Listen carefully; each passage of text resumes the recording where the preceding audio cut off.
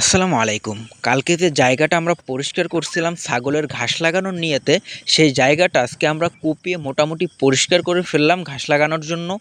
আমি খুব সকাল সকাল একটা কোদাল নিয়ে বের হয়ে পড়ি, কারণ আমাদের নিয়ে ছিল যে আজকের দিনের ভিতরেই এই জায়গাটাকে আমরা একদম প্রস্তুত করে ফেলবো। আর এই জায়গাটা অল্প মনে হইলো, এই জায়গায় প্রচুর পরিমাণে ময়লা আবর্জনা ছিল, যেগুলো আমার পরিষ্কার করতে হবে, তারপরে আবার কোপাইতে হবে। তো সামনে দেখতে পারতেছেন যে জমিতে এখনও কিন্তু পর্যাপ্ত পরিমাণ ঘাস আছে।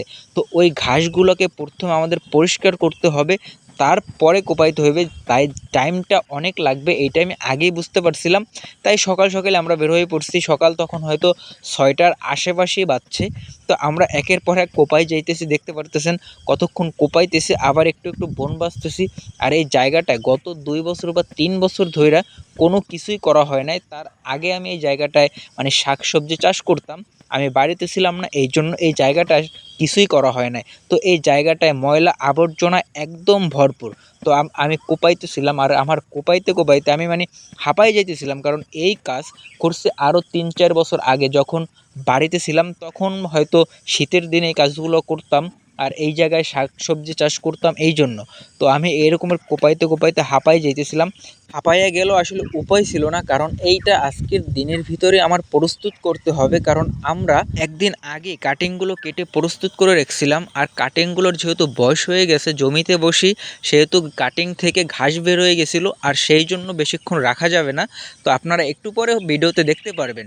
তো আমরা কোপাইতেছিলাম, আর এই জায়গাটা আসলে কি বলবো আপনাকে, আপনাদের কীভাবে বুঝাবো আসলে বুঝতে পারতেছি না যে কী পরিমাণ যে আমার কষ্টটা হইতেছিল এই কাজটুকু করতে। সামনে অনেক বনসন দেখতেছেন, আগাছা দেখতেছেন। প্রথমে এইগুলোকে আমার পরিষ্কার করতে হবে, তারপরে আমাদের কোপাইতে হবে। তো প্রথমে আমরা সেটাই করছি, প্রথমে পরিষ্কার করছি, পরিষ্কার করার পর কোপাইছি। আর আপনাদের ভিডিওতে সব কিছু দেখাইতে পারতেছি না, কারণ আমি কাজ করে আবার আমার নিজেরই ভিডিও করা লাগে।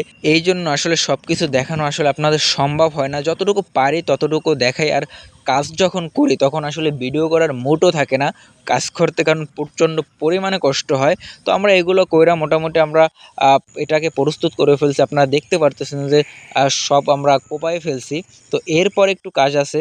এই যে আমরা দেখেন কাটিংগুলোকে আমরা যখন আনছি, কাটিংগুলো আনার পর দেখেন এক একটা লম্বা লম্বা, ওইটার মানে একদম জমিতে বইসে ওইগুলা ছাইড়া দিছে। তো এইগুলোকে আমরা একটা একটা করে আমাদের লাগাইতে হবে। তো এই জন্য আমরা আসলে দ্রুতভাবেই কাজ করতেছিলাম। তো এই যে আরেকটু কাজ আছে, এই গাছগুলোকে কাটতে হবে। তো এইটা আমাদের কালকের ভিতরেই শেষ হয়ে যাবে। তো সবাই ভালো থাকবেন। আসসালামু আলাইকুম ওয়া রাহমাতুল্লাহি ওয়া বারাকাতুহু।